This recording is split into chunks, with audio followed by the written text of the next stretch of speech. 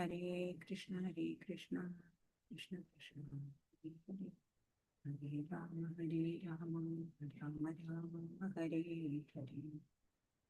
ഹരേ കൃഷ്ണ കൃഷ്ണ കൃഷ്ണ ഹരേ ഹരേ, ഹരേ രാമ രാമ രാമ ഹരേ ഹരേ.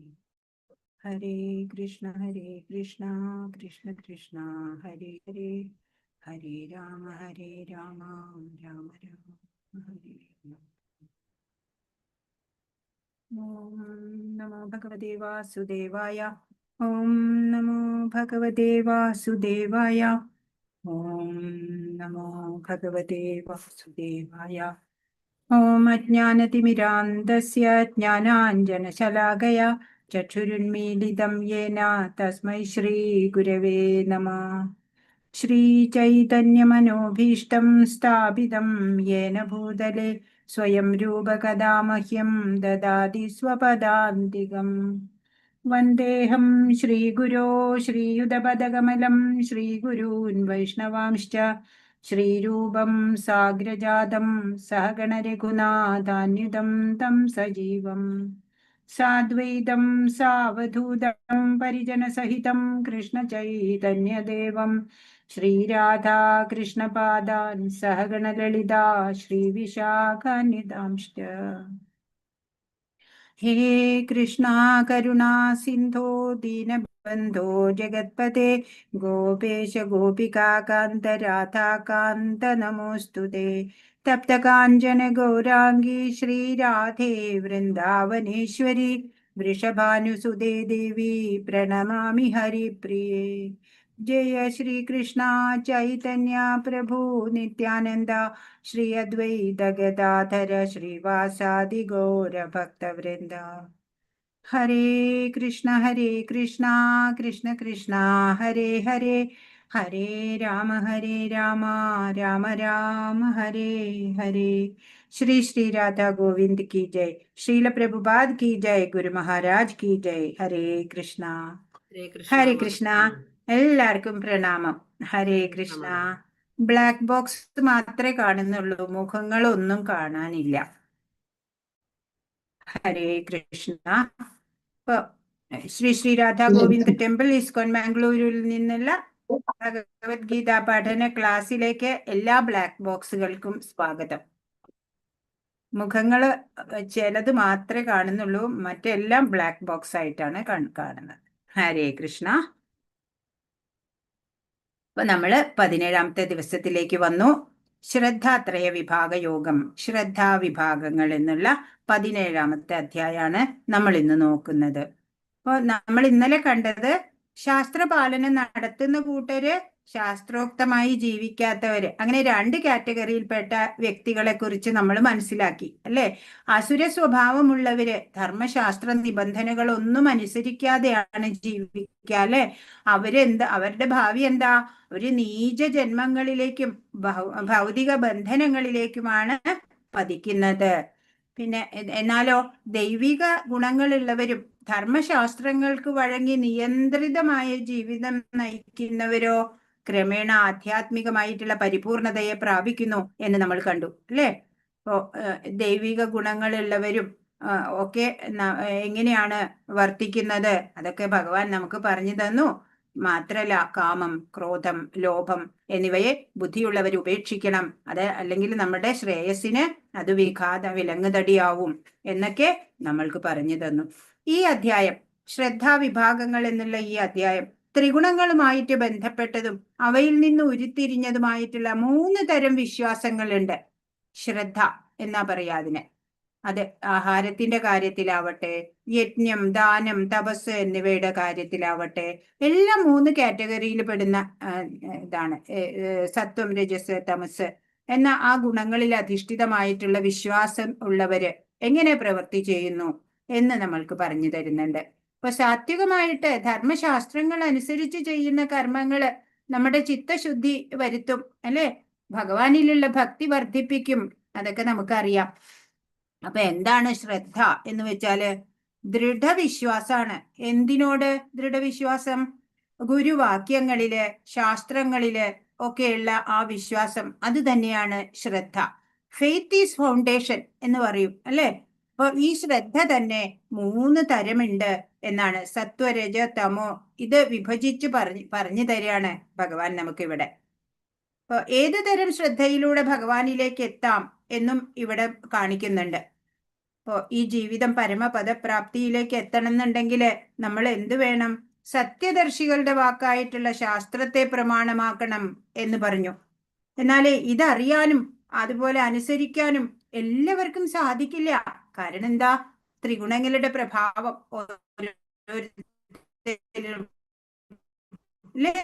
തമോ ഗുണം അധികരിച്ച് നിൽക്കുന്നവർക്ക് നിയന്ത്രിത ജീവിതമൊന്നും സാധ്യമല്ല. അത്തരക്കാരെ കുറിച്ച് ഇവിടെ പറയുന്നുണ്ട്. മാത്രമേ നമുക്ക് ഉന്നതി ഉണ്ടാവുള്ളൂ. അതിന് സഹായിക്കുന്നത് എന്താണ്? ശാസ്ത്രജ്ഞാനമാണ് അല്ലെ. ശ്രദ്ധ, ഭഗവാനില് ശ്രദ്ധ ഉണ്ടെങ്കിൽ ഈശ്വര വിശ്വാസി എന്ന് പറയും അല്ലെ. ഈശ്വര വിശ്വാസിക്ക് ഏത് ഘട്ടത്തിൽ എല്ലാം ഭഗവാനാണ് എന്ന് അനുഭവപ്പെടും. അപ്പോ ഭഗവാന് സമർപ്പിതരായിട്ടുള്ള ആ വ്യക്തി എപ്പോഴും ഭഗവത് സംരക്ഷണം ഉണ്ടാവും അങ്ങനെയുള്ള വ്യക്തികൾക്ക്. ഹരേ കൃഷ്ണ. സൗണ്ട് ക്ലിയർ ആണോ?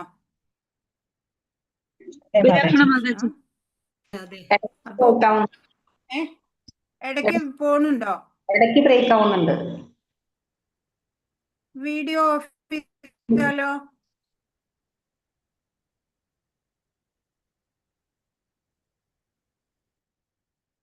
ഹരേ കൃഷ്ണ. അപ്പോ അങ്ങനെ ഏത് ഘട്ടത്തിലും ഭക്തന്റെ സഹായത്തിന് ഭഗവാൻ ഉണ്ടാവും എന്ന് കാണിക്കുന്ന ഒരു ഇൻസിഡന്റ് നമുക്ക് ഇവിടെ നോക്കാം. ഇപ്പോ പൂന്താനം നമുക്കറിയാം അല്ലെ.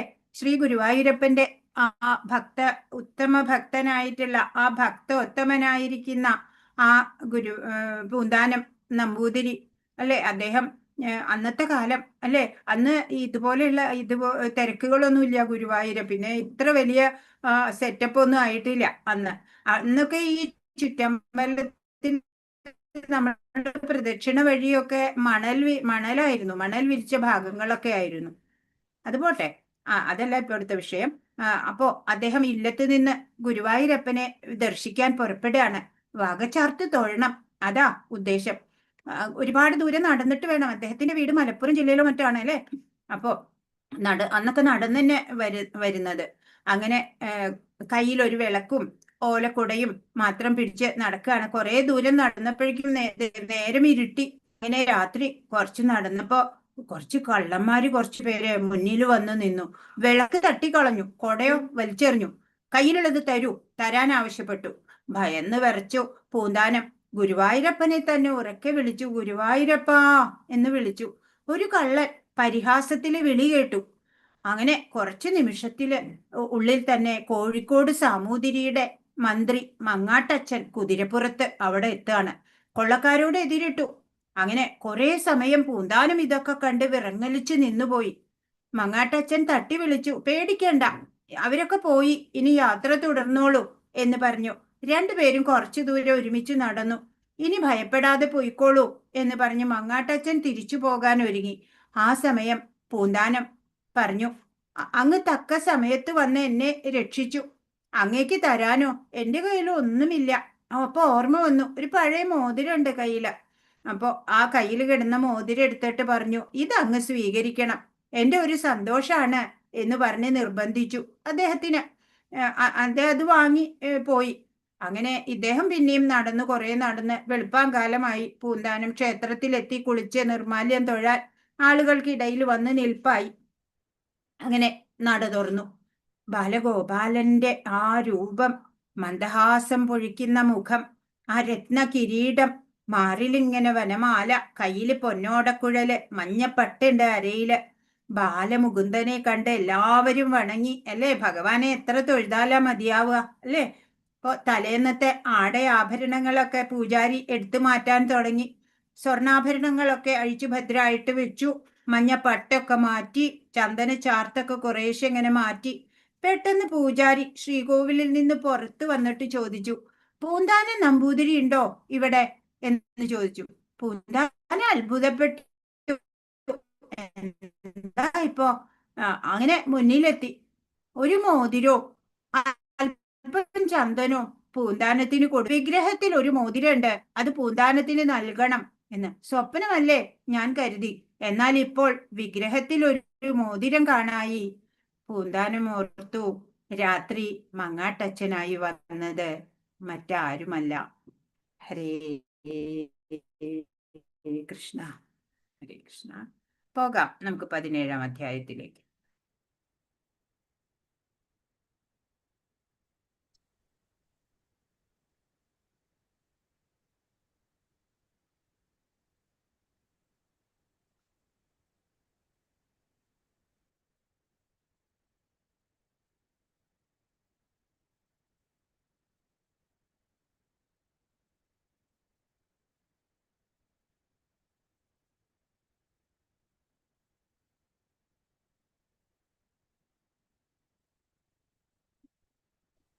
മാതാജി ഒന്നും കേൾക്കുന്നില്ല. ഹരേ കൃഷ്ണ. ഹരേ കൃഷ്ണ. ഇപ്പൊ കേൾക്കാമോ? കേൾക്കാം. കേൾക്കാം. ഹരേ കൃഷ്ണ.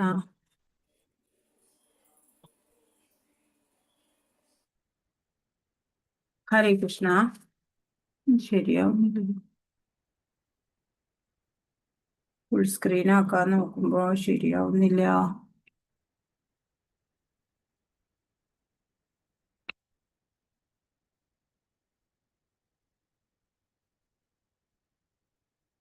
ഹരേ കൃഷ്ണ. അപ്പോ 17-ാമത്തെ അധ്യായം ശ്രദ്ധാ വിഭാഗങ്ങൾ എന്നുള്ളതാണ്. ഹരേ കൃഷ്ണ. ഒന്നാമത്തെ ശ്ലോകം. അർജുന ഉവാച യേ ശാസ്ത്രവിധിമുത്സൃജ്യ യജന്തെ ശ്രദ്ധയാന്യുത തേഷാം നിഷ്ഠാ തു കാ കൃഷ്ണ സത്വമാഹോ രജസ്തമ. അർജുനൻ ചോദിച്ചു, അല്ലയോ കൃഷ്ണ, ശാസ്ത്രവിധികളെ ഒന്നും പിന്തുടരാതെ തങ്ങളുടെ സ്വന്തം ഭാവനയനുസരിച്ച് ആരാധന ചെയ്യുന്നവരുടെ സ്ഥിതി എന്താണ്? സത്വരജസ്തമോ ഗുണങ്ങളിൽ ഏതാണ് അവരിൽ കാണുന്നത്? ചോദിക്കുകയാണ്, കൃഷ്ണ, ഈ ശാസ്ത്രവിധികളെ ഒന്നും പിന്തുടരാതെ സ്വന്തം ഇഷ്ടത്തിന് സ്വന്തം ഭാവന അനുസരിച്ച് ആരാധന ചെയ്യുന്നവരുടെ സ്ഥിതി എന്താണ്? അവര് ഏത് ഗുണത്തിലാണ് അവര് കാണപ്പെടുന്നത്? സത്വം, രജസ്, തമസ്, അത് ഏത് ഗുണങ്ങളിലാണ് അവരുണ്ടാവുക? അതാണ് അർജുനന്റെ ചോദ്യം 1-ാം ശ്ലോകത്തിലൂടെ. അപ്പോ ശാസ്ത്രം പ്രമാണമാക്കാതെ സ്വന്തം രീതിയിലുള്ള ആരാധന നടത്തുന്നവര് ഏത് ഗുണത്തിൽ പെടും? അതാണ് ഇപ്പൊ ഇവിടെ അർജുനൻ അറിയേണ്ടതായിട്ടുള്ളത്. ഹരേ കൃഷ്ണ.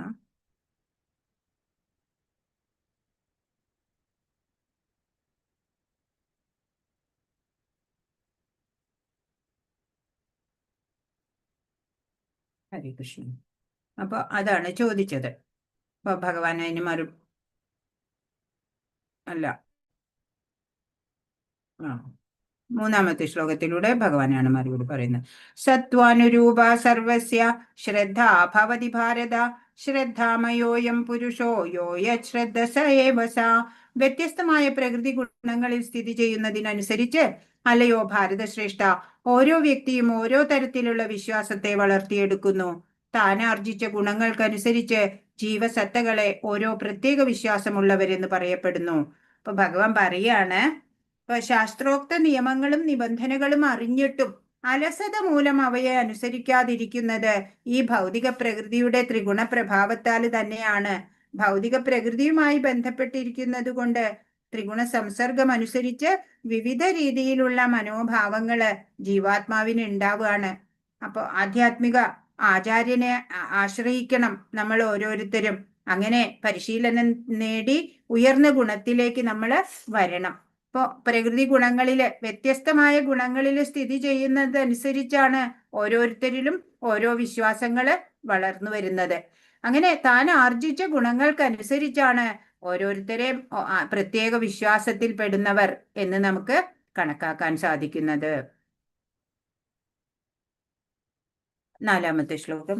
യജന്തേ സാത്വികാ ദേവാൻ യക്ഷരക്ഷാംസി രാജസ പ്രേതാൻ ഭൂതഗുണാംശ്ചാന്യേ യജന്തേ താമസാ ജന. സാത്വികരായ ജനങ്ങൾ ദേവന്മാരെയും രാജസ സ്വഭാവികൾ അസുരന്മാരെയും തമോ ഗുണപ്രധാനികൾ ഭൂതപ്രേതങ്ങളെയും ആരാധിക്കുന്നു. അപ്പൊ ഓരോരുത്തരുടെയും ആരാധനാ രീതിയാണ് അല്ലെ പറയണത്. പറഞ്ഞു ഒരാൾ ആർജിത സ്വഭാവത്തെ ആശ്രയിച്ചിട്ട് പ്രത്യേകമായ വിശ്വാസം ഉണ്ടാവുകയാണ്. സാത്വികമാണോ രാജസമാണോ താമസമാണോ എന്നൊക്കെ. ഓരോ ജീവനും ശരിക്കും പറഞ്ഞാൽ മൗലികമായിട്ട് പരമപുരുഷന്റെ വിഭിന്ന അംശമാണ് എന്ന് 15-ാം അധ്യായത്തിൽ നമ്മൾ കണ്ടു അല്ലേ? മമൈവാംശോ ജീവലോകേ ജീവഭൂത സനാതന എന്ന്. അതുകൊണ്ട് വ്യക്തികള് മൗലികമായി പ്രകൃതി ഗുണങ്ങൾക്ക് അതീതരാണ്, ബാധിക്കേണ്ടതില്ല. പക്ഷേ ഭഗവാനുമായിട്ടുള്ള ബന്ധം മറക്കും, പിന്നെയോ ഭൗതിക പ്രകൃതിയോട് ഇണങ്ങും. അപ്പോഴാണ് ത്രിഗുണത്തിന്റെ പ്രഭാവം ഉണ്ടായിട്ട് അതേ രീതിയിലുള്ള വാക്ക്, ചിന്ത, പ്രവൃത്തികള് ഒക്കെ ഉണ്ടാവണത്.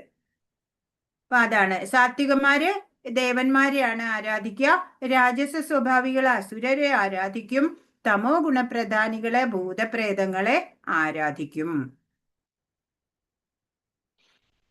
കാമം, ആസക്തി എന്നിവയാൽ പ്രേരിതരായി അഹംഭാവത്തോടുകൂടി സ്വശരീരത്തിലെ ഭൗതിക മൂലകങ്ങളെയും ശരീരത്തിൽ കുടികൊള്ളുന്ന പരമാത്മാവിനെ തന്നെയും ദ്രോഹിച്ചുകൊണ്ട് ശാസ്ത്ര നിർദ്ദിഷ്ടമല്ലാത്ത കഠിന തപസ് അനുഷ്ഠിക്കുന്ന വിഡ്ഢികൾ അസുരന്മാരാണ്. ഇവിടെ അസുരന്മാരുടെ സ്വഭാവം പറയാണ്. കാമം, ആസക്തി എന്നിവയാലെ പ്രേരിതരായിട്ട് അവര് അഹംഭാവത്തോടെ സ്വന്തം ശരീരത്തിന്റെ മൂലകങ്ങളെ അതുപോലെ അതായത് ഈ സ്ഥൂല ശരീരത്തിൽ അടങ്ങിയിരിക്കുന്ന സംഗതികളെയും അതുപോലെ തന്നെ ശരീരത്തിൽ കുടികൊള്ളുന്ന പരമാത്മാവിനെ എല്ലാം ദ്രോഹിച്ചുകൊണ്ട് ശാസ്ത്രം നിർദ്ദിഷ്ടമല്ലാത്ത കഠിന തപസ് അനുഷ്ഠിക്കുന്ന വിഡ്ഢികള് ഇവിടെ കാണുന്നു അല്ലെ?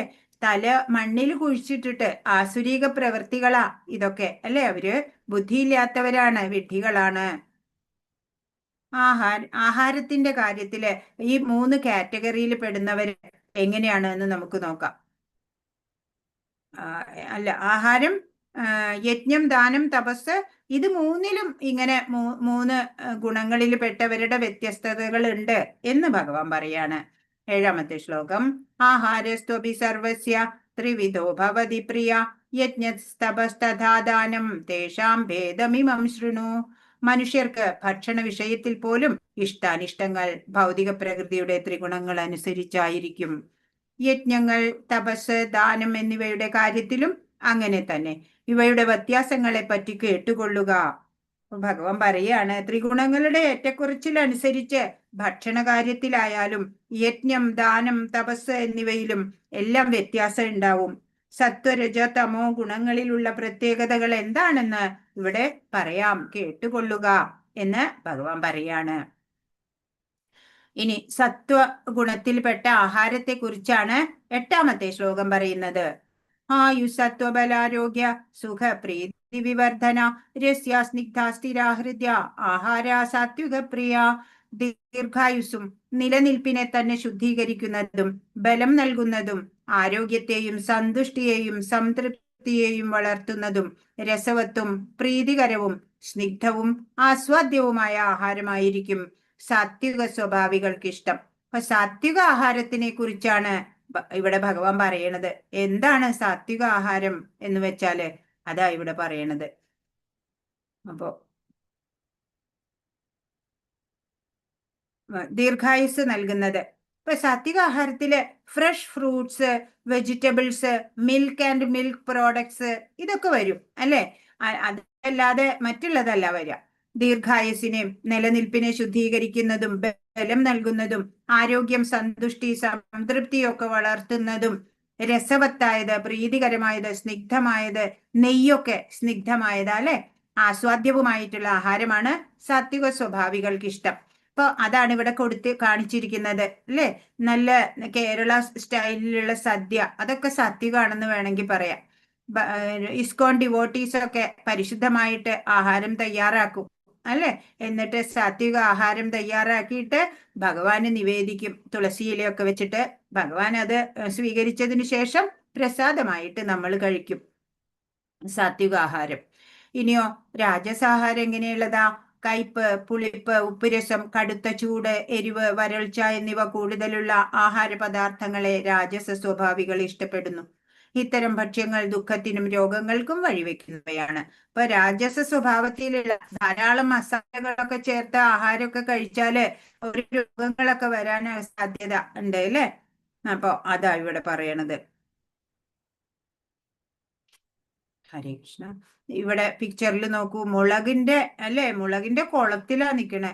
ഇപ്പൊ ഇവിടെ കണ്ടോ, രാജ്മ, മിർച്ചി, രാജ്മ കറി അതൊക്കെ ഉപയോഗിക്കുക. കുറെ കൂടുതൽ മസാലകളൊക്കെ ഉപയോഗിച്ചിട്ടുള്ള ആഹാരം രാജസ സ്വഭാവികൾക്ക് അങ്ങനെയുള്ള ആഹാരമാണ് ഇഷ്ടം. ഇനി തമോ ഗുണികൾക്കോ യാതയാമം ഗതരസം പൂതി പര്യുഷിതം ചെയ്യത് ഉച്ഛിഷ്ടമഭിജാമേദ്യം ഭോജനം താമസപ്രിയം.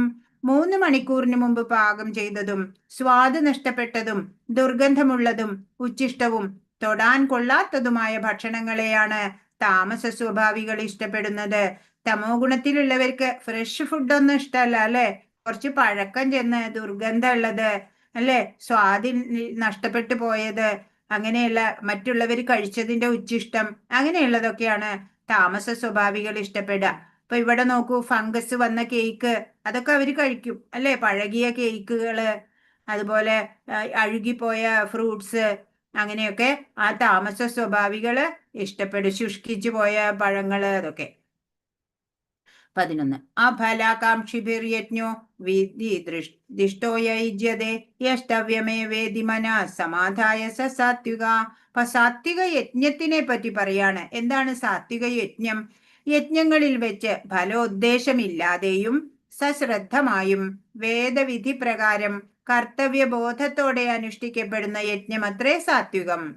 ഏതാണ് സാത്വിക യജ്ഞം എന്ന് പറഞ്ഞാല്?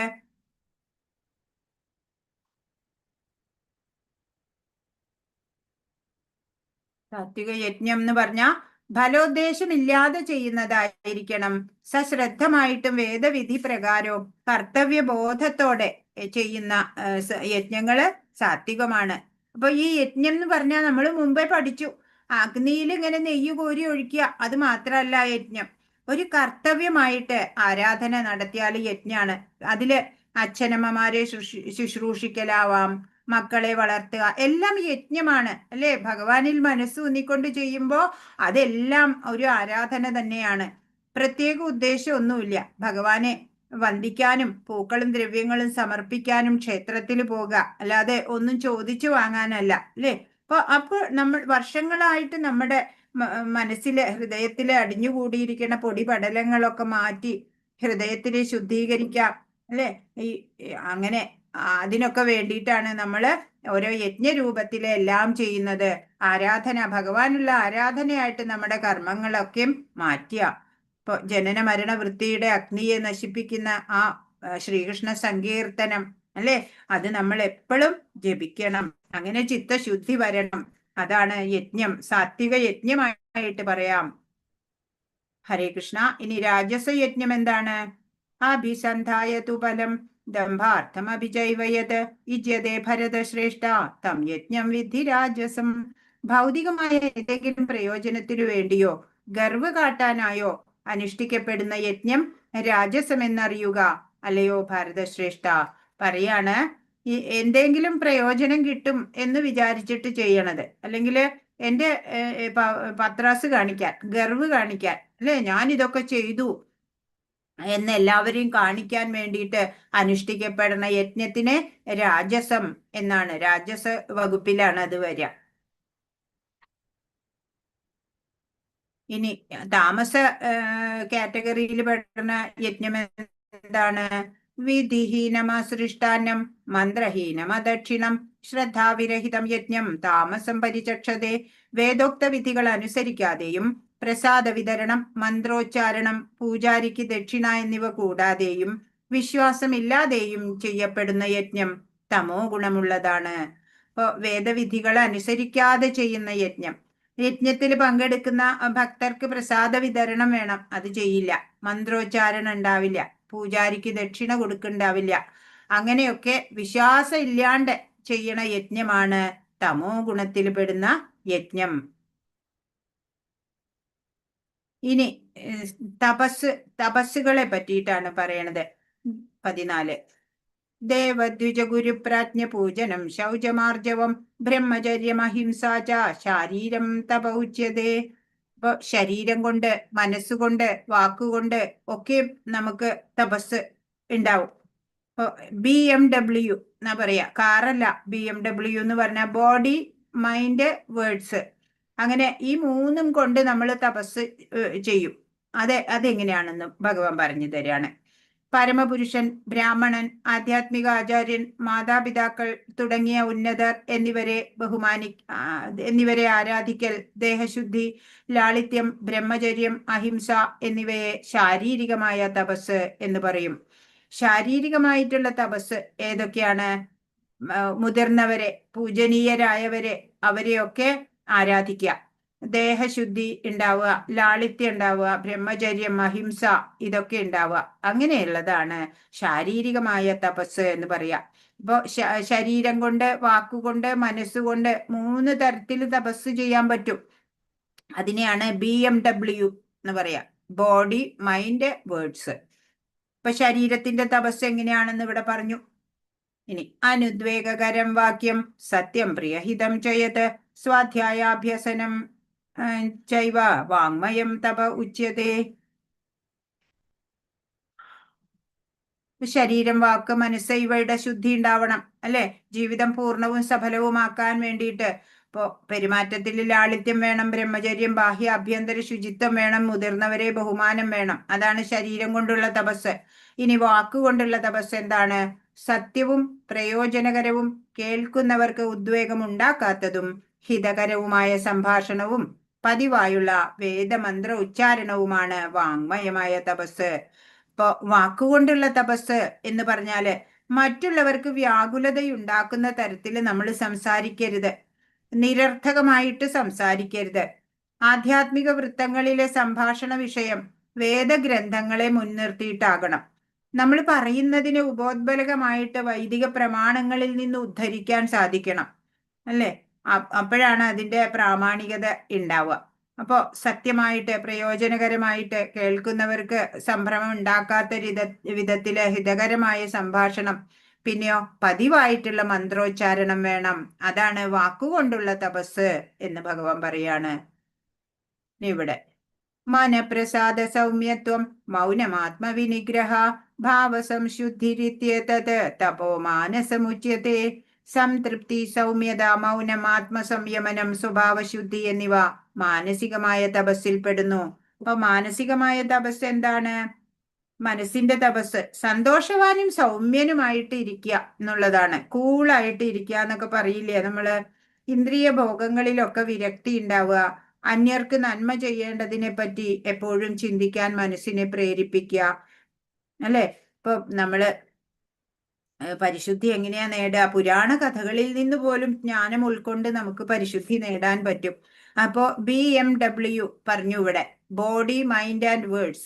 ശരീരം കൊണ്ട്, വാക്കുകൊണ്ട്, മനസ്സുകൊണ്ടുള്ള തപസ് എങ്ങനെയാണ് എന്നിവിടെ ഭഗവാൻ പറഞ്ഞു തന്നു. അപ്പൊ ഇവിടുത്തെ ഒരു പിക്ചർ നോക്കൂ. ഇവിടെ ശ്രീമദ് ഭാഗവതത്തിലെ ഒരു സന്ദർഭമാണ് ഇവിടെ കൊടുത്തിട്ടുള്ളത്. ഇവിടെ കാണുന്ന ഇതില്ലേ, ഇത് ശ്രീശുക ബ്രഹ്മർഷിയാണ്. 16 വയസ്സ് പ്രായം, ആത്മജ്ഞാനിയായിട്ടുള്ള അദ്ദേഹം ദിഗംബരനായിട്ട് ജനിച്ച ഉടനെ, അദ്ദേഹം 16 വയസ്സാണ് ജനിക്കുമ്പോൾ. ജനിച്ച ഉടനെ അദ്ദേഹം ഇങ്ങനെ വീടൊക്കെ വിട്ട്, എല്ലാം ഒന്നിലും ശക്തിയില്ല, എല്ലാത്തിനോടും വൈരാഗ്യാണ്. അങ്ങനെ അദ്ദേഹം ജനിച്ച ഉടനെ വീട് വിട്ട് ഇറങ്ങാണ്. അപ്പോ അവിടെ അളകനന്ദ നദിയിലെ ഒറ്റ വസ്ത്രവുമായിട്ട് കുളിക്കുന്ന കന്യകമാരുണ്ടായിരുന്നു. അപ്പൊ ശ്രീശുകൻ അതിലെ പോയപ്പോ അവര് വസ്ത്രമൊന്നും എടുത്തു കൊടുത്തില്ല. എന്നാൽ നേരെ മറിച്ച് പിന്നാലെ പിതാവായിട്ടുള്ള വ്യാസദേവര് വരികയാണ്. പുത്ര പുത്ര എന്ന് വിളിച്ചിട്ട് വരികയാണ്. അന്നേരം ആ വ്യാസദേവരെ കണ്ടപ്പോ ആ സ്ത്രീകളൊക്കെ, കന്യകമാരൊക്കെ വസ്ത്രം എടുത്ത് ധരിക്കുകയാണ്. എന്താ കാരണം? ഇദ്ദേഹത്തിന് ഒന്നിലും ഒരു വ്യത്യാസം ഇല്ല, എല്ലാവരെയും ആത്മഭാവനയോടെയാണ് വീക്ഷിക്കുക ശ്രീശുകൻ. എന്നാല് വ്യാസരൊരു ഗൃഹസ്ഥനാണ്, അല്ലെ? അതുകൊണ്ട് സ്ത്രീകൾ, കന്യകമാര് വസ്ത്രമൊക്കെ എടുത്ത് ധരിച്ചു അദ്ദേഹത്തെ കണ്ടപ്പോഴ്. അപ്പോ ഈ ശ്രീശുകന്റെ ആ ഒരു ചരിത്രം നമുക്ക് പെട്ടെന്നൊന്ന് ഒരു മിനിറ്റിൽ പറയാം. രാധാറാണിക്ക് അവിടെ ഗോലോക വൃന്ദാവനത്തിലെ രാധാറാണിക്ക് 2 തത്തകളുണ്ട്. ശാരി, ശുകം പേര്. ഇപ്പൊ വൃന്ദാവനത്തില്, അവിടെ ഗോലോകത്തില് എന്നും നിത്യലീലകളാടുകയാണ്, അല്ലെ രാധാകൃഷ്ണന്മാര്. അപ്പോ അവർക്ക് നിത്യലീലയാടാനായിട്ട് ഇന്ന് ഏറ്റവും നല്ല ഉദ്യാനം ഏതാണ് എന്ന് കണ്ടെത്തി കൊടുക്കുന്നത് ഈ തത്തകളാ. ഈ തത്തകൾ പോയിട്ട് അവിടെ ഏറ്റവും നല്ല സുഗന്ധ പൂരിതമായ പുഷ്പങ്ങൾ വിടർന്ന ഉദ്യാനം ഏതാണ്, അതുപോലെ ഏറ്റവും നല്ല ടേസ്റ്റി ആയിട്ടുള്ള പഴങ്ങളുള്ള ഉദ്യാനം ഏതാണ് ഇന്ന് രാധാകൃഷ്ണന്മാരുടെ ലീലയാടാൻ എന്ന് കണ്ടെത്തി കൊടുത്ത് അത് സഖിമാരോട് വന്ന് പറയും. അപ്പൊ സഖിമാര് അവിടെ ചെന്ന് നികുഞ്ചം ഒക്കെ ഉണ്ടാക്കി അലങ്കരിച്ചൊക്കെ അവിടെയാണ് എന്നിട്ട് രാധാകൃഷ്ണന്മാര് ലീലകള് ചെയ്യുന്നത്. അങ്ങനെ ഈ തത്തകളെ രാധാറാണി അനുഗ്രഹിച്ചു. നീ എവിടെ ഭാഗവതം പാരായണം ചെയ്യുമ്പോഴും നിനക്ക് അതൊക്കെ കേൾക്കാനുള്ള ഭാഗ്യം ഉണ്ടാവട്ടെ എന്ന് പറഞ്ഞിട്ട് അനുഗ്രഹിച്ചു. അങ്ങനെ രാധാകൃഷ്ണന്മാര് ഭൂമിയിൽ വന്നു അല്ലെ. അതാണ് ഗോലോക വൃന്ദാവനത്തിന്റെ റിപ്ലിക്കാണ് നമ്മുടെ ഈ ഭൗമ വൃന്ദാവനം UP-യിലുള്ള. അങ്ങനെ അവിടെ വന്നപ്പോഴ് ഇവരും വന്നു, തത്തകളും വന്നു കൂടെ. എവിടെ ഭാഗവതം കേൾക്കാം എന്നാവും എന്ന് കരുതിയിട്ട് കാണുന്നില്ല. കാണണ്ട, കാണണമെന്ന് നിർബന്ധമുണ്ടോ? ഉണ്ട്, എനിക്ക് കേൾക്കാം. കണ്ടു കഴിഞ്ഞാൽ സൗണ്ട് കാണാം. നെറ്റ് സ്റ്റേബിൾ അല്ല എന്ന് തോന്നിയപ്പോഴാണ് വീഡിയോ ഓഫ് ചെയ്തത്. കാണുന്നുണ്ടല്ലോ. ഹരേ കൃഷ്ണ.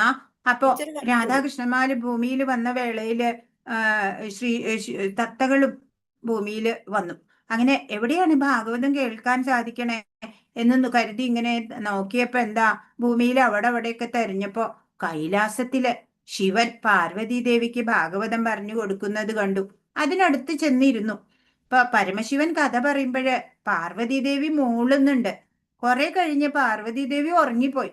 ഇതറിഞ്ഞ പരമശിവൻ ഇനി കഥ നിർത്തിപ്പോയാലോ എന്ന് കരുതിയിട്ട് ശുഗൻ മൂളാൻ തുടങ്ങി, പാർവതി ദേവി മൂളുന്ന പോലെ. കുറെ കഴിഞ്ഞപ്പോ ശിവൻ അറിഞ്ഞു പാർവതി ദേവി അല്ല മൂളുന്നത്. അങ്ങനെ തത്തയുടെ പിന്നാലെ ദേഷ്യം വന്നിട്ട് ഓടുകയാണ്. തത്ത പറന്ന് ബദ്രീനാഥിലെത്തി. അവിടെ വ്യാസദേവര് ധർമ്മപത്നിയായിട്ടുള്ള വാടികയ്ക്ക് ഭാഗവതം പറഞ്ഞു കൊടുത്തോണ്ടിരിക്കുക. അത് കേട്ട് ആ കഥകൾ കേട്ടിട്ട് അത്ഭുതത്തോടെ അല്പം തുറന്നു വെച്ച വായുമായിട്ട് ഇരിക്കുകയാണ് ദേവി. ആ വായിലേക്ക് ശുഗൻ കയറി വയറ്റിലെത്തി. ശിവൻ അന്വേഷിച്ചു വന്നപ്പോഴോ വ്യാസൻ പറഞ്ഞു, ഭാഗവതം പറയുന്നവർക്ക് കോപം പാടില്ല എന്ന് പറഞ്ഞു. അങ്ങനെ തിരിച്ചുപോയി. ശുഗൻ അവിടെ 16 വർഷം ആ ഗർഭത്തിൽ കിടന്നു. മായ ബാധിക്കും എന്ന് പറഞ്ഞ് പുറത്തു വന്നില്ല. പിന്നെ ഭഗവാൻ തന്നെ വന്ന് പറയാണ്, മായ ബാധിക്കില്ല, പുറത്തു വന്നോളൂ എന്ന് പറഞ്ഞപ്പോഴാണ്. ഹരേ കൃഷ്ണ. അതാണ് ഇവിടുത്തെ കഥ.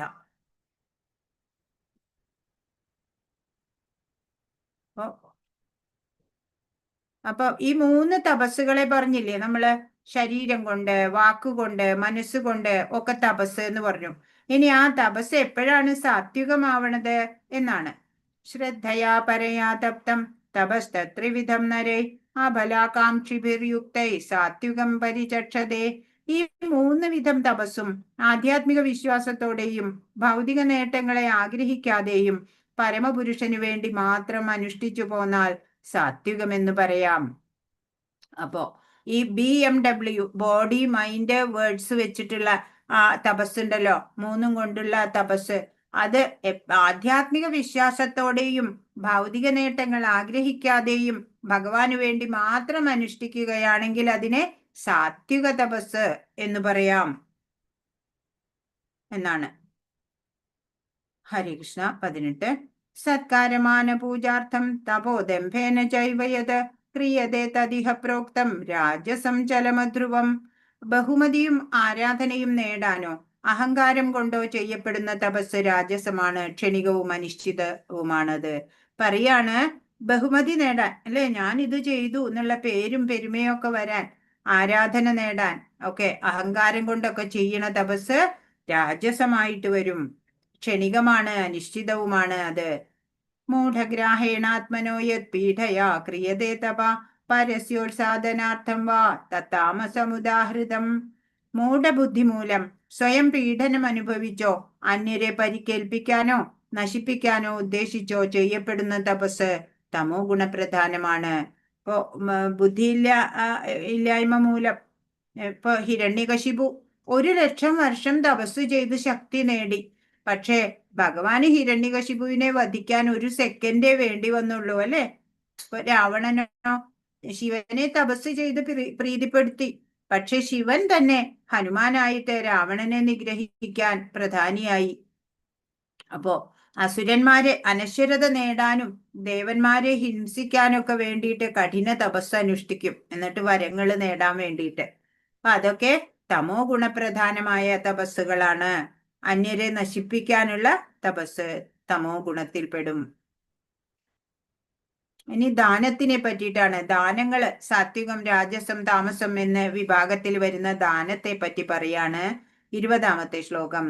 ദാതവ്യമിതി യദ്ദാനം ദീയതേനുപകാരിണേ ദേശേ കാലേ ച പാത്രേ ച തദ്ദാനം സാത്വികം സ്മൃതം. കർത്തവ്യമെന്ന ബോധത്തോടെയും പ്രതിഫല ഇച്ഛ കൂടാതെയും ഉചിതമായ സ്ഥലത്തു വെച്ച് വേണ്ടുന്ന കാലത്ത് അർഹിക്കുന്ന വ്യക്തിക്ക് ചെയ്യപ്പെടുന്ന ദാനം സാത്വികമാണ്.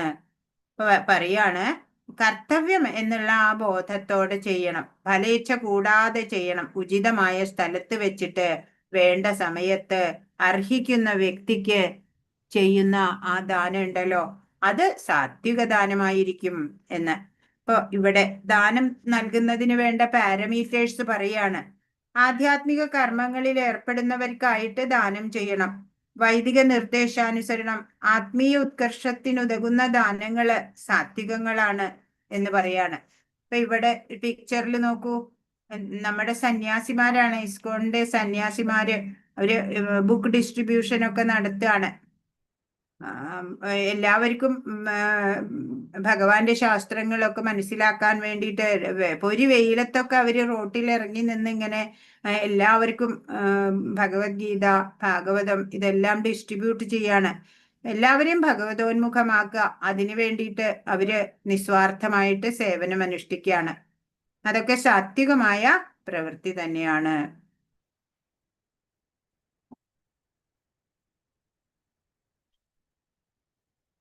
അപ്പൊ ഇവിടെ നോക്കൂ, ഇവിടുത്തെ പിക്ചർ നമുക്കറിയാം. എന്താണ്, ശ്രീകൃഷ്ണ ജന്മോത്സവമാണ് ഇവിടെ കാണിച്ചിരിക്കുന്നത് പിക്ചർ. നമുക്കറിയാം യശോദ നന്ദഗോപരുടെ അടുത്ത് ജനിച്ചത് മധുരയില അല്ലെ, ഗോകുലത്തിലേക്ക് കൊണ്ടുവരികയാണ് ചെയ്തത് അല്ലെ. അന്നേ ദിവസം തന്നെ ദേവകി വസുദേവരുടെ അവിടെ മധുരയിലെ ജയിലില് ജനിച്ചു. അങ്ങനെ അവിടുന്ന് അന്ന് തന്നെ ഗോകുലത്തിലേക്ക് കൊണ്ടുവന്നു അല്ലെ. യശോദ മാതാവും നന്ദഗോപരും അവരുടെ കുഞ്ഞാണ്, അവർക്ക് കുഞ്ഞുണ്ടായി എന്നറിഞ്ഞ് അവിടെ മുഴുവൻ ഉത്സവ പ്രതീതിയായി. നന്ദഗോപരും യശോദാമ്മയും എല്ലാവർക്കും, ഗോപന്മാർക്കും ഗോപികമാർക്കും എല്ലാം വേണ്ടത്ര ദാനധർമ്മങ്ങളൊക്കെ ചെയ്ത് അവരെല്ലാം സന്തോഷിപ്പിച്ചു. അവരോ ഈ ഒരു ഒക്കേഷൻ ആഘോഷിക്കാൻ അവര് മഞ്ഞളിന്റെ വെള്ളം കൊണ്ട് ഈ ഗോപികമാര് അന്യോന്യം മഞ്ഞൾ വെള്ളം ഒഴിച്ച് അങ്ങനെ അവര് തുള്ളിച്ചാടുക. ഗോപന്മാരാണെങ്കിലോ വെണ്ണ എടുത്ത് പരസ്പരം വെണ്ണ പൂശിക്കൊണ്ട് അങ്ങനെ അവര് സന്തോഷാധിക്യത്താൽ മതിമറന്നിട്ടുള്ള ആ മഹാരാജാവിന്റെ കൊട്ടാരത്തിലത്തെ ശ്രീകൃഷ്ണ ജന്മോത്സവമാണ് ഇവിടെ കാണിച്ചിട്ടുള്ളത്. അപ്പൊ രാജസദാനം എന്താണ്? യത്തു പ്രത്യുപകാരാർത്ഥം ഫലമുദ്ദിശ്യ വാ പുന ദീയതേജ പരിക്ലിഷ്ടം തദ്ദാനം രാജസംസ്മൃതം. ഏതെങ്കിലും ഫലം ഉദ്ദേശിച്ചുകൊണ്ടോ പ്രത്യുപകാരം പ്രതീക്ഷിച്ചോ പൂർണ്ണ സമ്മതമില്ലാതെയോ നൽകപ്പെടുന്ന ദാനം രാജസമാണ്. പറയാണ്, എന്തെങ്കിലും തിരിച്ചു കിട്ടും എന്ന് വിചാരിച്ചിട്ട്, അതല്ലെങ്കിൽ ഫലപ്രാപ്തിക്ക് അല്ലെങ്കിൽ പൂർണ്ണ സമ്മതമില്ലാതെ നൽകണ ദാനം രാജസമാണ്. ഇവിടെ പിക്ചറിൽ നോക്കൂ, എന്തെങ്കിലും കൊടുക്കുക അല്ലെ, പാവപ്പെട്ടവർക്ക് കൊടുത്തിട്ട് അത് പിന്നെ സെൽഫി എടുത്തിട്ട് അതൊക്കെ സോഷ്യൽ മീഡിയയിൽ പോസ്റ്റ് ചെയ്യുക അല്ലെ, ഞാൻ വലിയ ദാനധർമ്മിഷ്ഠനാണ് എന്ന് കാണിക്കാൻ. അങ്ങനെയുള്ളതൊക്കെ രാജസ ദാനമാണ് എന്ന് പറയാണ്. സ്വർഗത്തിലേക്ക് ഉയർത്തപ്പെടും എന്നുള്ള പ്രതീക്ഷിച്ച് മനസ്സില്ലാ മനസ്സോടെ ചിലര് ദാനം ചെയ്യും, അത് രാജസാണ് അല്ലെ. ഫോട്ടോ എടുത്ത് സോഷ്യൽ മീഡിയയിൽ ഇടാൻ വേണ്ടിയിട്ട് കുറച്ച് എന്തെങ്കിലും ദാനം. 22 ആദേശകാലേ യദ്ദാനം അപാത്രേഭ്യശ്ച ദീയതേ അസത്കൃതമവജ്ഞാതം തത്താമസമുദാഹൃതം. ഉചിതമല്ലാത്ത കാലത്തും അവിശുദ്ധമായ സ്ഥലത്തും അനർഹരായവർക്കും നൽകപ്പെടുന്ന ദാനവും ആദരം കൂടാതെയോ അവജ്ഞയോടെയോ നൽകപ്പെടുന്നതും താമസമെന്ന് പറയപ്പെടുന്നു. ഏതാണ് താമസ ദാനം? ഉചിതമല്ലാത്ത കാലത്തും സ്ഥലത്തും അനർഹരായവർക്കുമൊക്കെ നൽകുന്ന ദാനം. അത് അവരെ ആദരിക്കാതെ ബഹുമാനത്തോടെ വേണം നമ്മൾ കൊടുക്കാനല്ലേ. അവജ്ഞയോടെ നൽകപ്പെടുന്ന ദാനമൊക്കെ താമസ ഗണത്തിലാണ് വരിക. ലഹരിപാനത്തിനോ ചൂതുകളിക്കോ ഒക്കെ വേണ്ടി ദാനം ചെയ്യരുത്. ദാനാർഹന് അശ്രദ്ധമായിട്ടോ അവഗണനയോടെയോ അങ്ങനെയും നൽകരുത്. അത് താമസ വകുപ്പിൽ വരും. ഇനി സൃഷ്ടിയുടെ ആരംഭം മുതൽക്കേ പരമമായ നിരപേക്ഷ തത്വത്തെ സൂചിപ്പിക്കാൻ വേണ്ടി ഉപയോഗിച്ചിരുന്ന 3 വാക്കുകളാണ് ഓം, തത്, സത് എന്നിവ. പ്രതീകാത്മകങ്ങളായ ഈ വാക്കുകൾ വേദോച്ചാരണത്തിലും യജ്ഞാനുഷ്ഠാനങ്ങളിലും ബ്രാഹ്മണൻ പരമപുരുഷന്റെ തൃപ്തിക്കു വേണ്ടി ഉരുവിട്ടു പോന്നു. ഓം, തത്, സത് എന്ന് നിരപേക്ഷ തത്വത്തെ സൂചിപ്പിക്കാൻ പണ്ട് മുതലേ ഉപയോഗിച്ചിരുന്ന 3 വാക്കുകള്. നിരപേക്ഷ തത്വം എന്ന് പറഞ്ഞാൽ ഭഗവാൻ തന്നെയാണ് ഓം, തത്, സത് എന്നുള്ളത് കൊണ്ട്. പ്രതീകാത്മകങ്ങളായ ഈ വാക്കുകള് വേദമന്ത്രങ്ങളിലൊക്കെ, വേദോച്ചാരണത്തിലെ യജ്ഞാനുഷ്ഠാനങ്ങളില് ഒക്കെ ഭഗവാന്റെ തൃപ്തിക്ക് വേണ്ടി ഉരുവിടാറുണ്ട്, ഉരുവിട്ടു പോരും. ഓം, തത്, സത് എന്ന് വെച്ചാൽ you are the ultimate truth എന്നാണ്, ആബ്സല്യൂട്ട് ട്രൂത്ത് എന്നാണ്. അപ്പൊ പ്രപഞ്ചത്തിന്റെ ബേസ് സൗണ്ട് ആയിട്ടുള്ള പ്രണവം സത്വഗുണത്തിൽപ്പെട്ടതാണ് എന്നുണ്ടെങ്കിലും യജ്ഞം, ദാനം, തപസ്, ആഹാരം ഇവ ഓരോന്നും പ്രകൃതിയുടെ ഗുണദോഷങ്ങളാല് മാലിന്യം പൂണ്ടവ തന്നെയാണ്. പരമതത്വത്തെ ലക്ഷ്യമാക്കിയിട്ട് ഓം, തത്, സത് എന്ന വേദസൂക്തം ചൊല്ലി സമർപ്പിക്കുമ്പോൾ ആധ്യാത്മിക പുരോഗതി ഉണ്ടാവും എന്നാണ്. ഹരേ കൃഷ്ണ.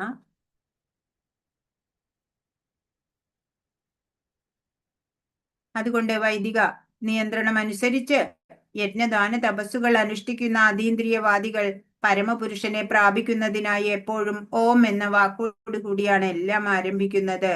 ഇപ്പോ വൈദിക നിയമം അനുസരിച്ചിട്ട് യജ്ഞം, ദാനം, തപസ് ഒക്കെ അനുഷ്ഠിക്കുന്ന ഭക്തന്മാര് ഭഗവാനെ പ്രാപിക്കാൻ എപ്പോഴും ഓം എന്ന വാക്കോടാണ് എല്ലാം ആരംഭിക്കണത് എന്ന് പറയാണ്. ഇപ്പൊ വിഷ്ണുവിന്റെ പാദകമലം പരമമായ ഭക്തിയുടെ വേദിയാണ് അല്ലെ. അപ്പൊ ഭഗവാന് വേണ്ടി ചെയ്യുന്ന കർമ്മങ്ങളൊക്കെയും പരിപൂർണത നേടണം അല്ലെ. അതിനു വേണ്ടിയിട്ട് ഓം, തത്, സത് എന്നൊക്കെയുള്ള വാക്കുകള് ഉപയോഗിക്കാറുണ്ട്. 25 സദഭിസന്ധായ ഫലം യജ്ഞതപക്രിയ ദാനക്രിയാശ്ച വിവിധ ക്രിയന്തേ മോക്ഷകാംക്ഷിഭി. ഫലോദ്ദേശം കൂടാതെ തത് എന്നുച്ചരിച്ചുകൊണ്ട് വേണം ഒരാൾ പലതരത്തിലുള്ള യജ്ഞങ്ങളും ദാനവും തപസ്സുമൊക്കെ ചെയ്യേണ്ടത്. ഭൗതിക ബന്ധങ്ങളിൽ നിന്നുള്ള മുക്തിയാണ് അങ്ങനെയുള്ള അതീന്ദ്രിയ പ്രവർത്തനങ്ങളുടെ ഉദ്ദേശം. ഈ ഭൗതികതയിൽ നിന്ന് നമുക്ക് വിമുക്തി കിട്ടണം. അതിനു വേണ്ടിയിട്ട് ഫലം ഇച്ഛിക്കാതെ തത് എന്ന് ഉച്ചരിച്ചിട്ട് പലതരത്തിലുള്ള യജ്ഞം, ദാനം, തപസ് ഒക്കെ ചെയ്യാം. അപ്പൊ ഭൗതിക ബന്ധങ്ങളിൽ നിന്നുള്ള മുക്തിയാണ് അങ്ങനെയുള്ള അതീന്ദ്രിയ പ്രവർത്തനങ്ങളുടെ ഉദ്ദേശം. ഇപ്പോ പൂജാരിമാര് മന്ത്രധ്വനിയോടെ അല്ലെ പൂജകൾ ചെയ്യണത്, പിതൃകർമ്മങ്ങള് ഒക്കെ ബന്ധനമുണ്ടാകാതിരിക്കാൻ ഭഗവത് സന്തോഷത്തിനും വേണ്ടിയിട്ട് ഓം, തത്, സത് പറയും. ഇപ്പോ നമ്മുടെ ഭാവനയുണ്ടല്ലോ, ഈശ്വര അർപ്പണമാവുമ്പോള് സ്വർണത്തിന് സുഗന്ധം പോലെ ഓം എന്നും കൂടെ പറയാം. വിശിഷ്ടമാണ് ഓങ്കാരം ഉറക്കെ ഉച്ചരിച്ചുകൊണ്ടുള്ള കർമ്മങ്ങള്. എല്ലായിടവും ഒരേ ഈശ്വരൻ നിറഞ്ഞു നിൽക്കുന്നു എന്നുള്ള ഭാവനയോടെ ഫലേച്ഛയൊക്കെ വെടിഞ്ഞിട്ട് തത് ഉച്ചരിച്ച് കർമ്മം അനുഷ്ഠിക്കാം. അങ്ങനെ ചിത്തമടങ്ങുമ്പോൾ അനുഭവിക്കാൻ കഴിയുന്ന ഒരു ഉണ്മ, അതാണ് ഈശ്വരൻ. സത്ത് എന്നതുകൊണ്ട് ഉദ്ദേശിക്കുന്നത് അതാണ്. ഹരേ കൃഷ്ണ. നിരപേക്ഷ തത്വമാണ് ഭക്തിപൂർവം ചെയ്യപ്പെടുന്ന യജ്ഞത്തിന്റെ ലക്ഷ്യം. നിരപേക്ഷ തത്വം ഭഗവാൻ തന്നെ. അതാണ് യജ്ഞങ്ങളുടെ ഒക്കെ ലക്ഷ്യം, ഭഗവാൻ തന്നെയാണ്. സത് എന്ന വാക്ക് അതിനെ സൂചിപ്പിക്കുന്നു. ആ വിധത്തിലുള്ള യജ്ഞം അനുഷ്ഠിക്കുന്നവനെയും സത് എന്ന് പറയും. കുന്തിപുത്ര, നിരപേക്ഷ സ്വഭാവം അനുസരിച്ചുള്ള മറ്റു പ്രവൃത്തികളെ പോലെ യജ്ഞദാന തപകർമ്മങ്ങൾ ഭഗവത് പ്രസാദത്തിനു വേണ്ടി ചെയ്യപ്പെടുന്നവയാണ്. ഇപ്പോ ഭഗവത് പ്രസാദത്തിന് വേണ്ടി ഭഗവാന്റെ കാരുണ്യത്തിന് വേണ്ടിയിട്ടാണ് നമ്മൾ യജ്ഞം ദാനം തപസ് ഇതൊക്കെ ചെയ്യുന്നത് അല്ലെ. അപ്പൊ അതൊക്കെ സത് എന്ന വകുപ്പിൽ വരണം എന്നുണ്ടെങ്കിൽ എന്ത് വേണം? ഭക്തിപൂർവം നമ്മൾ ചെയ്യണം അല്ലെ. ആ ഭഗവാനെ അറിയാൻ, ഭഗവാൻ പ്രസാദിക്കാനായിട്ട് യജ്ഞം എന്ന രൂപത്തിൽ എല്ലാ കർമ്മങ്ങളും ചെയ്യണം എന്ന് പറയാണ്. അങ്ങനെ എല്ലാ യജ്ഞദാന തപകർമ്മങ്ങള് നിരപേക്ഷ സ്വഭാവം അനുസരിച്ചുള്ളത് എന്ന് പറഞ്ഞാൽ സ്പിരിച്വൽ ആയിട്ടുള്ള എല്ലാ കർമ്മങ്ങളും ചെയ്യപ്പെടുന്നത് ഭഗവത് പ്രസാദത്തിന് വേണ്ടി ചെയ്യണത് തന്നെയാണ് എന്നിവിടെ പറയാണ്. ഇപ്പൊ നമ്മളുടെ മനുഷ്യന്റെ ജീവിതത്തില് ഗർഭാധാനം മുതല് മരണം വരെ മനുഷ്യൻ അനുഷ്ഠിക്കേണ്ട സംസ്കാര പ്രക്രിയകളുണ്ട്. വിധിവിഹിത കർമ്മങ്ങൾ എന്ന് പറയും. ഇപ്പൊ ജീവാത്മാവിന്റെ ആത്യന്തിക മുക്തിക്ക് വേണ്ടി ചെയ്യുന്ന പവിത്രീകരണ പ്രക്രിയകളാണ് അവ. ഇവയോടൊപ്പം ഓം തത് സത് എന്നുകൂടെ പറയണം. അപ്പോഴാണ് വിശിഷ്ടമായി ആവുള്ളൂ. 28 അശ്രദ്ധയാഹുതം ദത്തം തപസ്തപ്തം കൃതം ചെയ്യത് അസദിത്യുച്യതേ പാർത്ഥ നച തത്പ്രേത്യനോ ഇഹ. പരമപുരുഷനിൽ വിശ്വാസം കൂടാതെ ചെയ്യപ്പെടുന്ന യജ്ഞവും ദാനവും തപസ്സും അസത് എന്ന് പറയപ്പെടുന്നു. ക്ഷണികങ്ങളായ അത്തരം കർമ്മങ്ങൾ ഇഹലോകത്തിലും പരലോകത്തിലും നിഷ്പ്രയോജനങ്ങളാണ്. അപ്പോ എല്ലാം ഭഗവാന്റെ ഇച്ഛയ്ക്കായിട്ട് ഭഗവാനിൽ ശ്രദ്ധയോടെ ചെയ്യണം എന്ന് പറഞ്ഞു. അപ്പോഴാണത് സത്താവുന്നത്. അതല്ലാത്തതോ പരമപുരുഷനിൽ പൂർണ്ണ വിശ്വാസം കൂടാതെ ചെയ്യപ്പെടുന്ന യജ്ഞ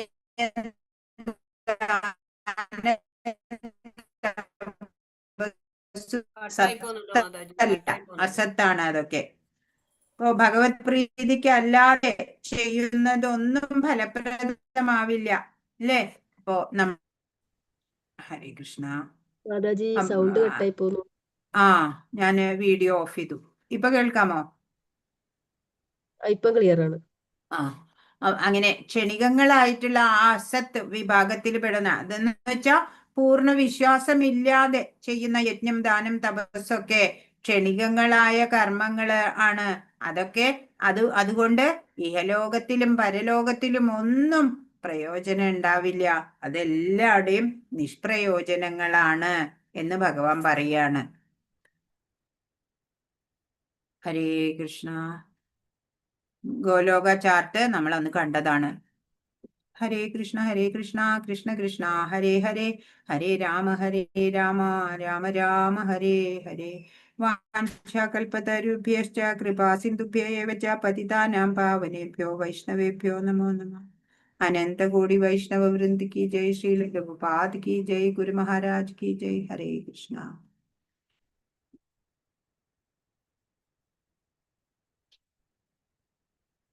ഇന്ന് പറഞ്ഞതിൽ എന്തെങ്കിലും സംശയം ഉണ്ടെങ്കിൽ ചോദിക്കൂ.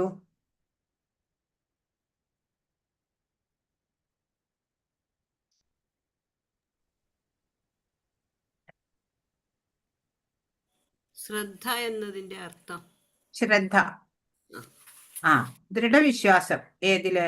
ഭഗവാനിലും നമ്മളുടെ ശാസ്ത്രങ്ങളിലും ഒക്കെയുള്ള ആ വിശ്വാസം തന്നെ. അതിനാണ് ശ്രദ്ധ എന്ന് പറയാം. ശാസ്ത്രത്തിലോ?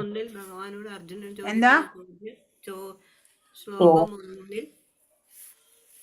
ഭഗവാനോട് അർജുനൻ ചോദിക്കുന്ന ചോദ്യം എന്താണ്?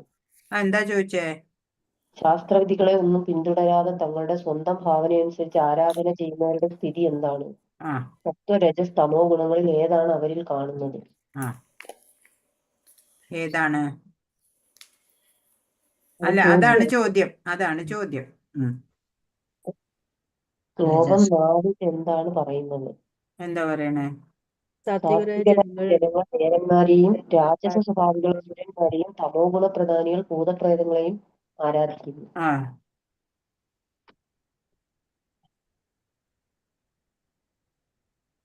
ഇനി 4-മത്തെ ഓരോ ഗുണത്തിലുള്ളവരുടെ ഭക്ഷണശീലങ്ങൾ.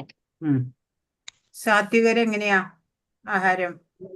നിലനിൽപ്പിനെ തന്നെ ശുദ്ധീകരിക്കുന്നതും ബലം നൽകുന്നതും ആരോഗ്യത്തെയും സന്തുഷ്ടിയെയും സംതൃപ്തിയെയും വളർത്തുന്നതും രസവത്തും പ്രീതികരവും സ്നിഗ്ധവും ആസ്വാദ്യകരവുമായ ആഹാരമായിരിക്കും സാത്വിക സ്വഭാവികളുടെ ഇഷ്ടം. രാജസ സ്വഭാവികളോ? കയ്പ്, പുളിപ്പ്, ഉപ്പുരസം, കടുത്ത ചൂട്, എരിവ്, വരൾച്ച എന്നിവ കൂടുതലുള്ള ആഹാര പദാർത്ഥങ്ങൾ രാജസ സ്വഭാവത്തിൽ ഇഷ്ടപ്പെടുന്നു. അത്തരം ഭക്ഷണം തമോ ഗുണികളോ 3 മണിക്കൂർ മുമ്പ് പാകം ചെയ്തതും സ്വാദ് നഷ്ടപ്പെട്ടതും ദുർഗന്ധമുള്ളതും ഉച്ഛിഷ്ടവും തൊടാൻ കൊള്ളാത്തതുമായ ഭക്ഷണങ്ങളാണ് താമസ സ്വഭാവികൾ ഇഷ്ടപ്പെടുന്നത്. അതെ. ഇനി അടുത്തത് എന്താ ക്വസ്റ്റ്യൻ?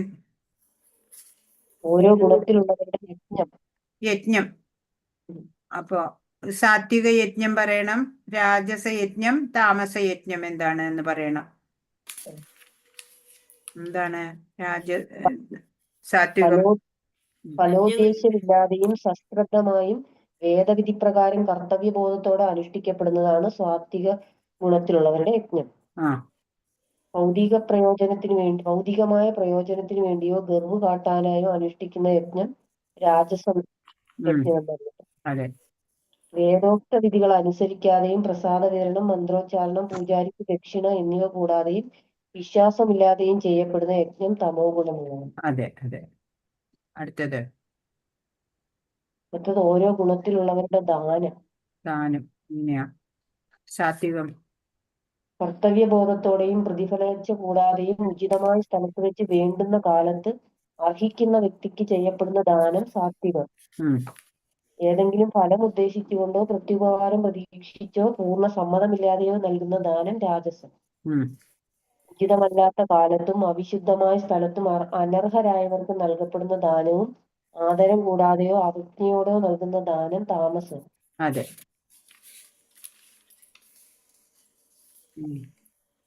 ഓരോ ഗുണത്തിലുള്ള ഒരു തപസ് എങ്ങനെയാ?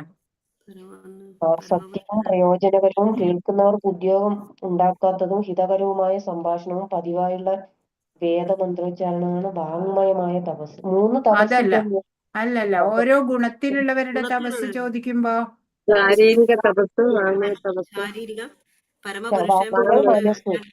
സാത്വിക തപസ് അങ്ങനെയല്ലേ പറയണ്ടേ? സാത്വിക തപസ്സിന്റെ അല്ലേ അത് പറയണ്ടേ? ശാരീരിക തപസ്, വാങ്മയ തപസ്, അത് പിന്നത്തെ ക്വസ്റ്റ്യൻ. അത് 3 വിധം തപസ്സുകളല്ലേ ചോദിക്കുമ്പോഴാണ് പറയാ. പരമപുരുഷ, ബ്രാഹ്മണർ, ആധ്യാത്മികാചാര്യർ, മാതാപിതാക്കൾ തുടങ്ങിയ ഉന്നത എന്നിവരെ ആരാധിക്കൽ, ദേഹശുദ്ധി, ലാളിത്യം, ബ്രഹ്മചര്യ, അഹിംസ എന്നിവ ശാരീരികമായ തപസ് എന്ന് പറയുന്നു. അത് സമ്മതിച്ചു. ഓരോ ഗുണത്തിലുള്ളവരുടെ തപസ്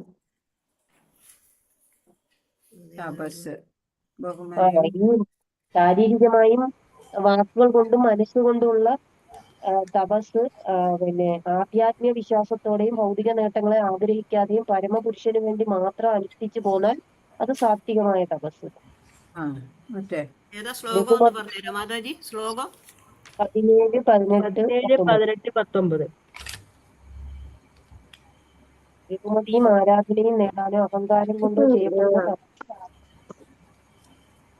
അതെ, 17, 18, 19 ശരിയാണ്.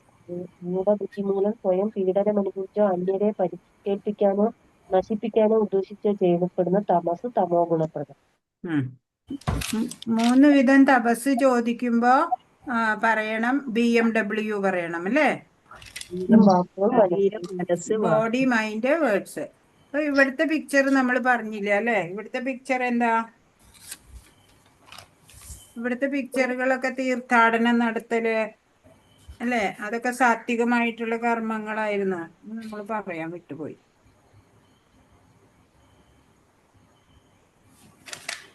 ഇത് ഗംഗാ പരിക്രമ, ഗോവർദ്ധൻ പരിക്രമ, ഓരോ തീർത്ഥാടനങ്ങളിലേക്ക് പോകല്, അതൊക്കെ സാത്വികമായിട്ടുള്ള തപസ്യയിൽ പെടും, ശാരീരിക തപസ്യയിൽ പെടും. 3 വിധ തപസ് പറഞ്ഞു. ഓം തത് സത്ത് എന്തിനെയാ സൂചിപ്പിക്കണത്? പരമമായ നിരപേക്ഷ തത്വത്തെ. ഭഗവാനെ തന്നെ. പരമമായ നിരപേക്ഷ തത്വം എന്ന് പറഞ്ഞ പരമാത്മാവ് ഭഗവാൻ. ശ്ലോകം 28 എന്താ പറയണേ? പരമപുരുഷനിൽ പൂർണ്ണ വിശ്വാസം ചെയ്യപ്പെടുന്ന യജ്ഞവും ദാനവും തപസ്സും അസത്ത് എന്ന് പറയപ്പെടുന്നു. ഇഹലോകത്തിലും പരലോകത്തിലും നിഷ്പ്രയോജനം. ഭഗവാനില് ശ്രദ്ധ ഇല്ലാണ്ട് എനിക്ക് പോലൊന്നും പറയാൻ ഒക്കുന്നില്ലല്ലോ. എന്താ അടുത്ത ക്ലാസ് ഞാൻ പറയും. എന്താ മാതാജി? എനിക്കൊന്നും അറിഞ്ഞൂടാ. അതെയോ? എനിക്കിതുപോലെ ഒന്നും പറയാൻ പറ്റുന്നില്ലല്ലോ എന്നും അതെ മാതാജി, എനിക്ക് ഈ പറയുന്ന പോലെ ഒന്നും പറയാൻ പറ്റുന്നില്ല. അത് കുഴപ്പമില്ല. ആദ്യത്തെ പ്രാവശ്യം അങ്ങനെയൊക്കെ ഉണ്ടാവും. അതല്ല, ഇവരൊക്കെ ക്ലാസ് പോകുന്ന സമയത്ത് തന്നെ ആ ആൻസേഴ്സ് എഴുതിയെടുക്കുക, ഉത്തരം എഴുതി എടുക്കുക.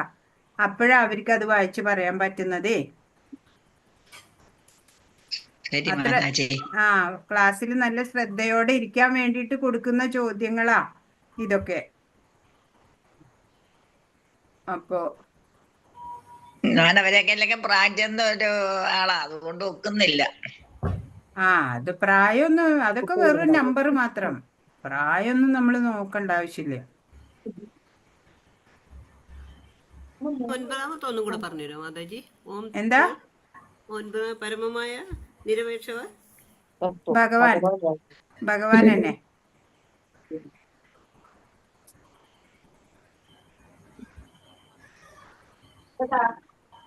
വേറെന്തെങ്കിലും ചോദിക്കാനുണ്ടോ? വേറെന്തെങ്കിലും? ഇനി നാളത്തെ ഒരു ദിവസം കൂടെ കഴിഞ്ഞാൽ നിങ്ങൾ എല്ലാവരും ലെവൽ 1 കംപ്ലീറ്റ് ആക്കി അല്ലേ? അടുത്ത ക്ലാസ് എപ്പോഴായിരിക്കും? Level 2 the very next day. നാളെ കഴിഞ്ഞ മറ്റന്നാ എക്സാം, അത് കഴിഞ്ഞ പിറ്റന്നാ തുടങ്ങായി. എക്സാം എന്ന് പറയുമ്പോ എങ്ങനെയായിരിക്കും മാതാജി? Very simple. വെറുതെ പേരിനൊരു പരീക്ഷ. നിങ്ങൾ എല്ലാവരും കണ്ണടച്ച് ഉറക്കത്തിൽ എഴുതിയാലും പാസ്സാവും. അതുപോലത്തെ പരീക്ഷയാവും. മാതാജി, എനിക്കിതൊന്നും അറിഞ്ഞൂടാ. സാരില്ല. അറ്റംപ്റ്റ് ചെയ്യാ, വെറുതെ അറ്റംപ്റ്റ് ചെയ്യാ. ഭയം ഒന്നും വേണ്ട. അതിൽ ജയിക്കില്ലാവോ അങ്ങനെയൊന്നും വിചാരിക്കണ്ട. ജയിച്ചില്ലെങ്കിലും നമുക്ക് അടുത്ത ലെവൽ 2 ഒന്നും കൂടെ പഠിക്കാം. അപ്പൊ ഒന്നും കൂടെ ഭഗവത്ഗീത മനസ്സിലാക്കാം. ഇത് വെറുതെ ഒരു സർട്ടിഫിക്കറ്റ് ആവശ്യമുള്ളവർക്ക് ഈ പരീക്ഷ എഴുതാം എന്ന് മാത്രം. അഥവാ പരീക്ഷ എഴുതിയില്ല ഇനിയിപ്പോ എന്ന് വെച്ചാലും പേടിക്കേണ്ടതില്ല. ഇപ്പൊ ലെവൽ 1 സർട്ടിഫിക്കറ്റ് ആവശ്യമുണ്ടെന്നുണ്ടെങ്കിൽ പരീക്ഷ എഴുതണം. എഴുത്ത് പരീക്ഷയാണോ മാതാജി? അതെ. 10 ചോദ്യങ്ങള് ഓപ്ഷൻ ഉണ്ടാവും. ശരിയുത്തരം മാത്രം എഴുതിയാ മതി. മാതാജി, ക്വസ്റ്റ്യൻ ചോദിക്കുമ്പോ എഴുതണോ? വേണം, എഴുതണ്ടി. ടിക്ക് ചെയ്യലാണോ മാതാജി? ടിക്ക് ചെയ്യലാണോ?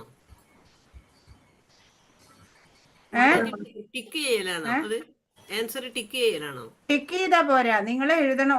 ഒരു വാക്കിൽ ഉത്തരം എഴുതണം. നമ്മൾ എഴുതിയിട്ട് പേപ്പറിൽ എങ്ങനെ എഴുതിയിട്ട് എങ്ങനെ? ഒരു വാക്ക് എഴുതേണ്ടി വരും. അതല്ല മാതാജി, പേപ്പറിൽ എഴുതി നമ്മള് ഫോട്ടോ എടുത്ത് അയക്കുവാണോ? അങ്ങനെയാണോ? പേപ്പറും പേനയും ഒക്കെ വേണം. മാതാജി, ക്വസ്റ്റ്യൻ പറയുമ്പോ നമ്മൾ ആ ക്വസ്റ്റ്യൻ എഴുതണോ അതോ? വേണ്ട. ക്വസ്റ്റ്യൻ നമ്പർ ഇടുക, ആൻസർ ഒരു വാക്ക് ഉണ്ടാവുള്ളൂ. അത് എഴുതാം. കഴിഞ്ഞു. അങ്ങനെ 10 എണ്ണം. ക്വസ്റ്റ്യൻ അല്ലെ മാതാജിമാര് പറയുന്നതോ? ക്വസ്റ്റ്യൻ പറഞ്ഞു തരും. പറയലാ? അയ്യോ, എനിക്കൊന്നും അറിഞ്ഞൂടാ. ഒന്നുമില്ല, പേടിക്കാനൊന്നുമില്ല. വളരെ സിമ്പിൾ ആയിട്ട് ചോദിക്കുള്ളൂ. അയച്ചു തരുമോ മാതാജി പേപ്പർ? ഫോണിലെടുത്ത് അയച്ചു തരുവാണോ? എന്താ? എങ്ങനെ അയച്ചു തരാ? പേപ്പറിൽ എഴുതിയത് ഫോട്ടോ എടുത്ത് അയച്ചു തരും.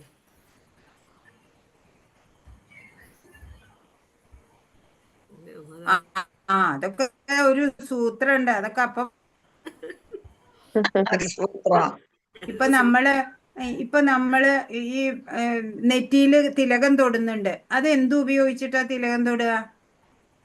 അതെങ്ങനെയാ മാതാജി? കുങ്കുമമോ? ചന്ദനമായിരിക്കും, അല്ലെങ്കിൽ കുങ്കുമം. അപ്പൊ ക്ലാസ്സിൽ പറഞ്ഞത് ഓർമ്മയില്ലേ? ഗോപീചന്ദനാണത്. ഗോപീചന്ദനത്തിന്റെ മാഹാത്മ്യമൊക്കെ എഴുതി പഠിച്ച ആൾക്കാരല്ലേ? മറന്നുപോയി? ഗോപീചന്ദനം ആണ് അത്. പിന്നെന്താണ് ഇപ്പൊ ഈ എന്താ പറയാ, ആലസ്യം, അജ്ഞാനം, നിദ്ര, ഇതൊക്കെ ഏത് ഗുണത്തിന്റെ ലക്ഷണാണ്? തമോ ഗുണത്തിന്റെ ലക്ഷണാണ് അല്ലേ? അർജുനന്റെ